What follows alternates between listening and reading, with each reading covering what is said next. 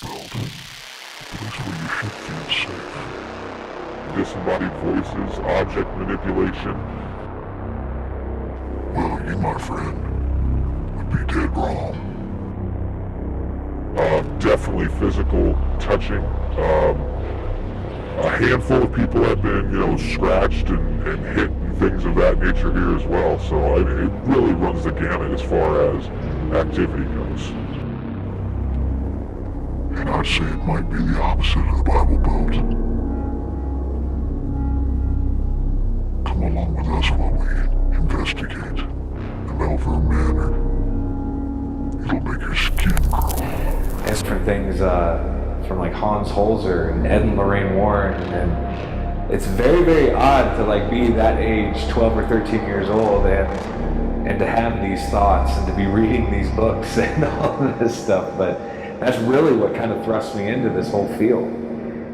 Yeah, the first real experience that I had was surrounding my uncle and his death, and we were all gathered around this table at my grandparents' house, and we were specifically discussing, his final moments of life and how he was lying in this hospital bed, asleep, and then he woke up, and everybody was kind of surrounding his bed, and it was almost as if he was looking past everybody, looking through everybody, and not even really comprehending that people were there around him. It was like he was seeing something else that we weren't privy to, something that we couldn't see ourselves.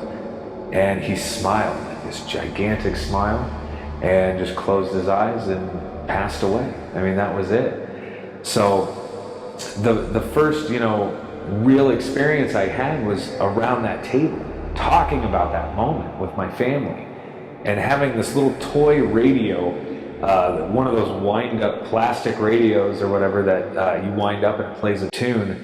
It came tumbling down the steps and slid onto the floor right by this table where we all were, and it started playing the song Somewhere Over the Rainbow, and which, that was one of his favorite songs, but it was also, played at one of his funeral services that he had at UCLA in Los Angeles. So for that song to play right at that moment, that was really eye-opening for me. Oh my gosh, everybody almost knew exactly what was going on without even having to speak, what was going on. It was a really, really cool moment. And then I know, it was the day after his funeral, I was walking through my house, and I was just instantly hit with, I don't even know how to describe it, electricity, maybe? I was standing there, I was frozen solid.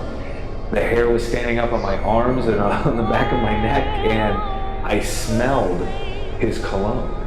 And it was a very, very distinct smell. And, since that day, I have yet to even smell it again. I don't even know what that cologne was called. But it was very, very interesting to me that I would be smelling his cologne. And so I said his name. I was like, Todd, and hair laid back down, and I was able to kind of move again.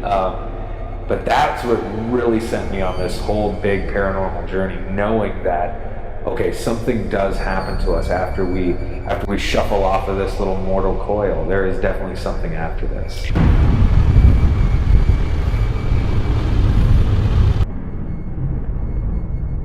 This gentleman behind me goes by the name of Captain Colors.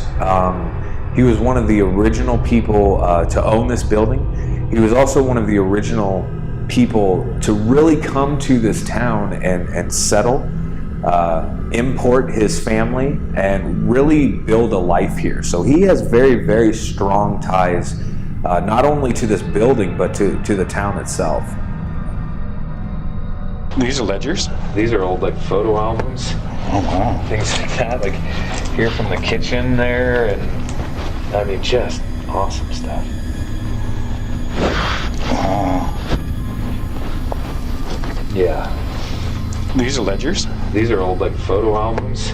Oh wow. Things like that, here from the kitchen there, and just awesome stuff. Wow. Yeah. These are ledgers? These are old photo albums.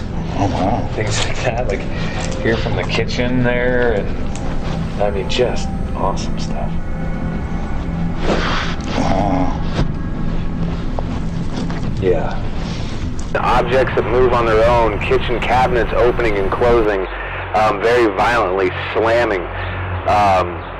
Yeah, like in the just a couple years that I've been around here, like I've definitely seen everything that there is to see. So. Can you tell us what it's like on the other side? Can you tell us what it's like on the other side? Can you tell us what it's like on the other side? This is Hank's room. This is Hank's room. So, from what we've been told about Hank, we know that he was an older guy. Didn't really care for women too much. He was very rough and gruff around the edges. Like used to sit out on the porch and throw rocks at people as they went by. Like just not a very nice guy. Like I said, up here we hear a lot of disembodied voices, usually coming from this corner right over here. Usually telling people to get out, or very, very colorful language. Definitely Hank's space is his own, and he doesn't like people in there. Everything in this room is exactly as we found it, just like every other room in this place. All the way down to, there's still clothes in the dresser drawer here. Things of that nature. Now it's interesting because most people are experiencing Hank without the aid of any recording device whatsoever. It's usually very, very audible, rough, gruff male voice.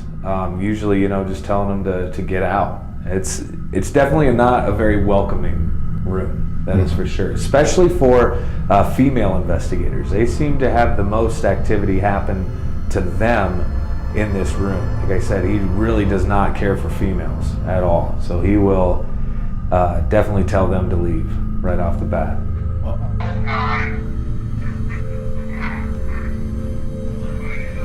Doesn't like Bill died.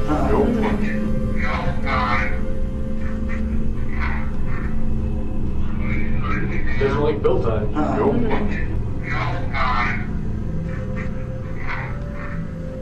Malvern Manor.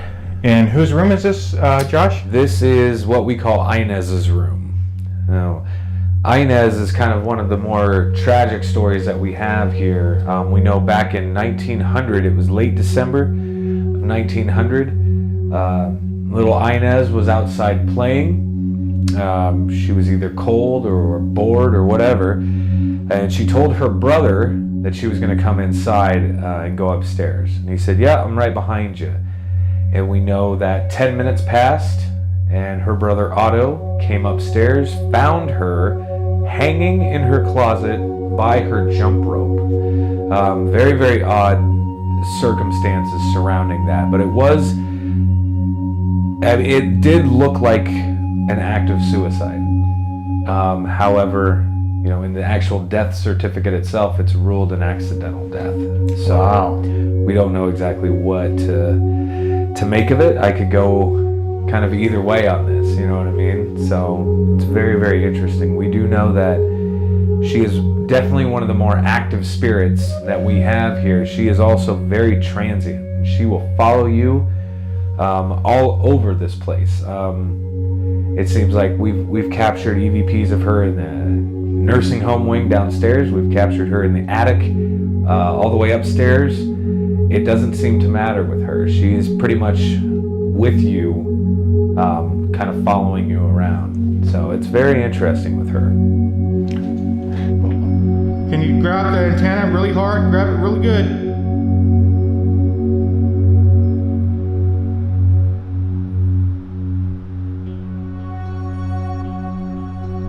That is weird. Could you come back in and touch the antenna for us? The little girl's name is Inez. Ina. Can you come out down here and touch the REM pod where the antenna is? It's going off. The REM pod's going off. Can you touch it again? Yeah, my permission won't hurt you. You're more than welcome to play with that REM pod. If you touch the antenna there, it'll light up.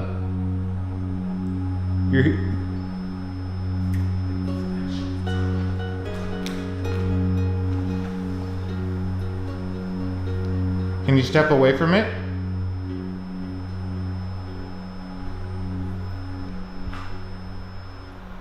Thank you.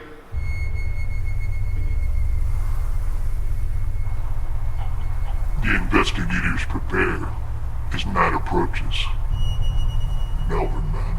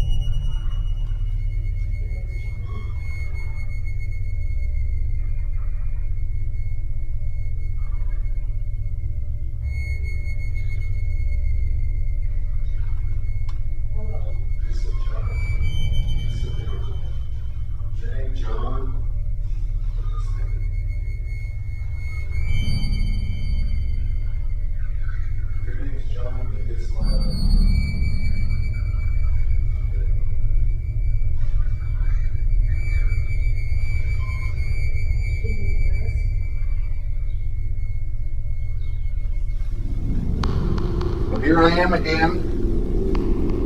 I know you remember me. You called me back when Nick and Katrina were here. You showed yourself to me the first time I was here. And it did seem like you wanted to get Nick and Katrina on the opposite side of the building and isolate me in this spot. Well, now I'm here. I brought some friends with me. Completely isolated. Come on out.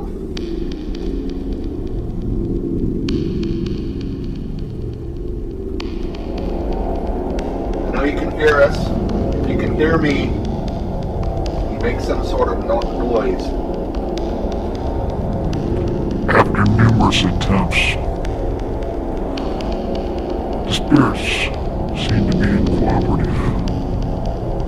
But as we know as paranormal investigators, you have to go back. And you gotta be willing to go back and seek.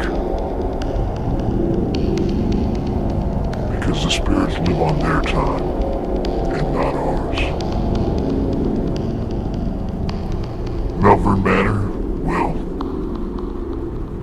it's an extremely haunted place that a lot of people don't want to go back to, because of what they will encounter the next time.